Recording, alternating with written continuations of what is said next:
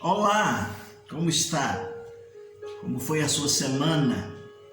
Nós estamos juntos mais uma vez. Estamos aqui para estudar a Bíblia, a Palavra de Deus. Mas eu quero te convidar para uma palavra de oração. Feche os seus olhos. Querido Deus e amado Pai, orienta-nos mais uma vez no estudo da Tua Palavra. Há coisas preciosas a serem aprendidas através desse texto sagrado. Que o Teu Santo Espírito fale aos nossos corações. É a nossa oração, no nome de Jesus. Amém. Muito bem, meus queridos, nós estamos juntos mais uma vez para estudarmos o livro de Josué. Estamos concluindo o livro de Josué nesse encontro. É o nosso terceiro encontro a respeito desse livro tão fantástico, esse livro tão lindo que nós temos aprendido a respeito da história do povo de Israel. No último encontro nós falamos a respeito do conteúdo resumido e começamos detalhando alguns pontos que eu só quero recapitular rapidamente. Reclamando a terra em obediência, capítulo 1, até o capítulo 5, verso de número 15. O segundo item que nós estudamos é conquistando a terra pela fé, capítulo 6 até o capítulo 12, o verso de número 24 do livro de Josué. Entramos no capítulo 13 e falamos do verso 1 ao 21 até o capítulo 21, o verso de número 15. E falamos aí dentro desse texto, detalhando e dividindo a matéria em que os territórios, a terra foi distribuída, cada um recebeu a sua parcela como cumprimento das promessas que foram feitas. Houve destaque aqui, a fim de que nós pudéssemos entender com detalhes o cumprimento da promessa de Deus dada através de Moisés lá atrás. E agora a primeira divisão vai condecorar e vai dar a cada um o seu espaço para viver com o seu povo. Agora o item de número 4 nós vamos falar sobre vivendo na terra da devoção. Estamos no capítulo 22 e vamos até o último capítulo, 24, até o verso de número 28, quando nós vamos falar então de viver na terra da devoção. Nesse bloco aqui, nós vamos narrar que Deus vai colocar o povo ali na terra e o povo vai se preservar nesta terra recém-conquistada. Essa preservação é feita através da obediência. Obediência esta cuidadosamente pautada na palavra do Senhor, que está no capítulo de número 22. Josué exorta o povo, no capítulo 23, a viver pela fé. Aliás, nós temos sido desafiados nesse tempo também, a vivermos nesta terra, nesse tempo como peregrinos e forasteiros, e que pela fé nós temos certeza de que vamos dar entrada na nossa chamada Jerusalém, a nossa Canaã celestial. No capítulo de número 23, então, Josué exorta o povo a viver pela fé, e no capítulo 24, o povo vai renovar e fazer a aliança de servir ao Senhor. Lembram-se daquele clássico que nós repetimos reiteradas vezes, quando Josué diz assim: eu e a minha casa serviremos ao Senhor. Esse fato do povo dizer assim, nunca nos aconteça de abandonarmos ao Senhor para servirmos outros deuses. E eles vão em obediência à palavra e ao pacto feito com Josué no capítulo 24. Esse fato vai servir como exemplo posteriormente às gerações futuras. Esse acontecimento desta aliança vai demonstrar de que forma eles deveriam viver, e eles mostram como eles pertenceriam uns aos outros como povo, mas também como eles pertenciam e tinham um relacionamento com Deus, o Deus eterno. A divisão aqui neste capítulo nesta parte é sugerida a fim de que nós possamos aprender um pouquinho da unidade preservada então. No capítulo 22, de 1 a 34, é um sermão de despedida. No capítulo 23, de 1 ao 16, há então essa renovação da aliança. Então, a unidade preservada, capítulo 22, de 1 a 34, um sermão de despedida, do 23, de 1 a 16, e a renovação da aliança, capítulo 24, de 1 a 28. A última parte aqui do capítulo 24, que está do verso de número 29 ao 33, que é um pequenino texto, ele vai falar sobre descansar na terra da promessa. Nessa conclusão, nesse epílogo, nesse fechamento do livro de Josué, nós vamos encontrar aqui, meus queridos irmãos, o sepultamento de três heróis.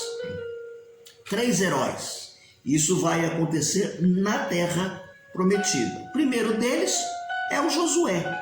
Josué morre com 110 anos e ele vai receber a terra como recompensa pela coragem que ele demonstrou lá em Cades Barneia.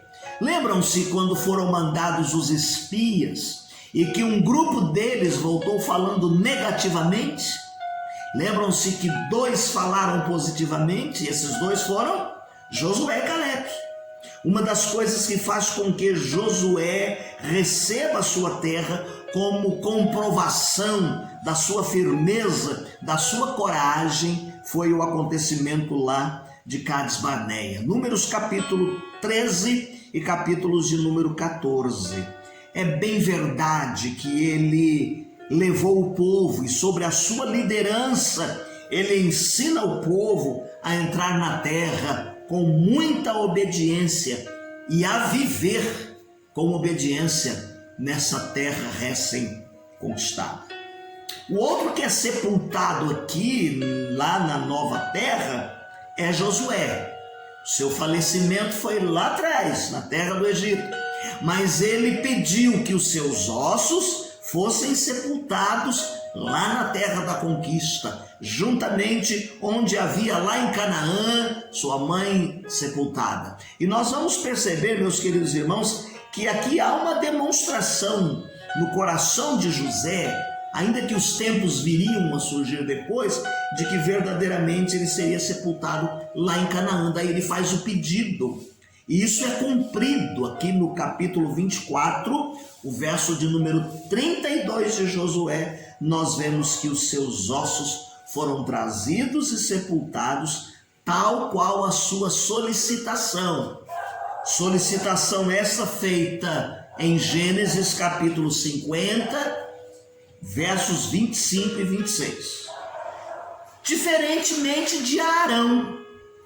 Arão morreu no deserto. Números capítulo 20, verso de número 28.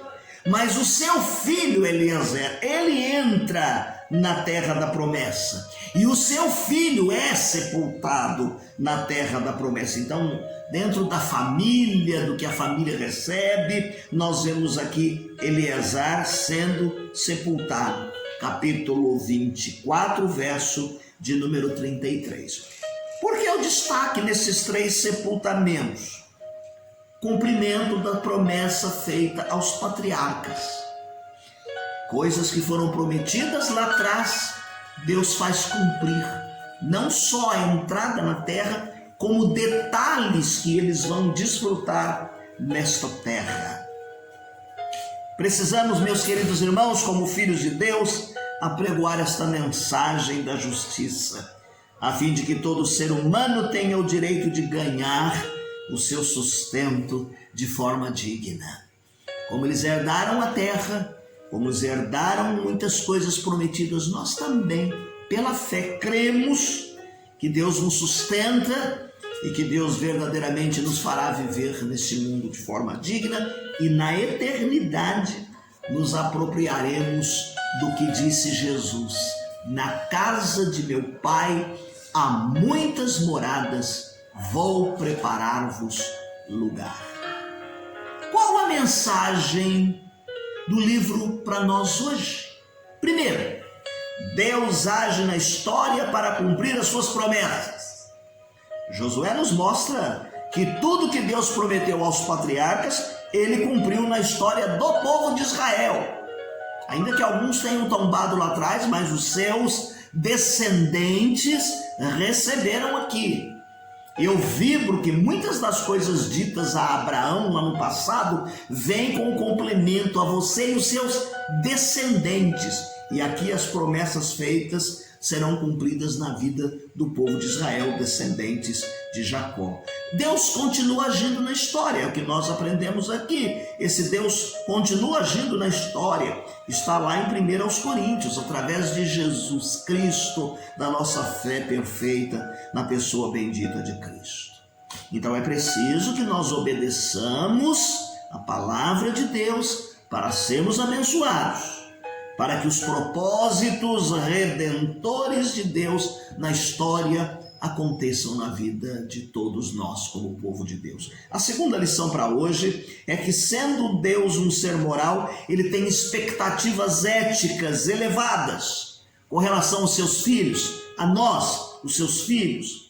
Significa que ele vai punir a desobediência, sim, mas ele vai recompensar a fidelidade. Nós vimos isso durante as lições que aprendemos. A posse da terra prometida, conformidade com os padrões de Deus, vai mostrar aqui que eles verdadeiramente viveram de conformidade com os padrões morais de Deus. Em terceiro lugar, a história é mais do que uma sucessão de fatos. A história tem o seu sentido moral. A história é o cenário de um Deus que age. Deus deseja que sejamos seus cooperadores, que tenhamos uma vida, meus queridos irmãos, na construção e na conduta da história, segundo a direção de Deus. Segundo a direção de Deus. A ação de Deus na história é sempre realizada com um propósito redentor. Em quarto lugar, a mensagem para hoje diz que há uma bênção quando nós obedecemos a palavra de Deus. Seja qual fosse o obstáculo que eles enfrentaram, eles lutavam com obediência a Deus e eles alcançaram a vitória. O segredo da vitória na vida do crente, na minha e na sua vida, está na obediência à palavra de Deus. E tais bênçãos só serão outorgadas se verdadeiramente elas estiverem entrelaçadas com o nosso comportamento diante de Deus. Por último, tirando uma mensagem para os dias de hoje, todos têm direito à terra. A distribuição da terra conquistada entre as 12 tribos tem uma mensagem direta para os nossos dias. Os israelitas sem terra passaram a ser proprietários transitórios dos seus territórios. É importante que cada família tenha a sua forma de sustento. Veja, nós temos que ainda que alguns morreram pelo caminho, mas os seus descendentes tinham direito, e as suas famílias tinham direito a sustento e a sobreviver. Deus quer que seja assim comigo e com você também. Há distorções nos nossos dias, a renda concentrada, a renda na mão de muitos e poucos, e muitos também que têm pouco para sobreviver.